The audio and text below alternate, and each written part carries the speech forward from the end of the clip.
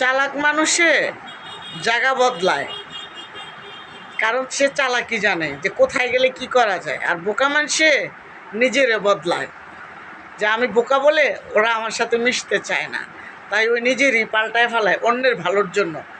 আর চালাক মানুষে জায়গা পাল্টায় ফেলায় অন্যের ক্ষতি করার জন্য। এই জায়গাটা ক্ষতি করা শেষ, আবার আরেক জায়গায় যায়। তাই বলছি, চালাক চালাক মানুষকে চিনতে একটু কঠিনই হয়। চালাক মানুষ কৌশলে আপনার জায়গা পাল্টায় ফেলাইব, আর আপনি অন্যের ভালোর জন্য বোকা হয়ে আপনি নিজেরই পাল্টায় ফেলাইবেন। আপনি বলবেন কি, থাক আমি ওই জায়গায় না গেলে আমার কোনো সমস্যা নাই, কিন্তু আমার দ্বারা তো যেন কারো কোনো নষ্ট না হয়।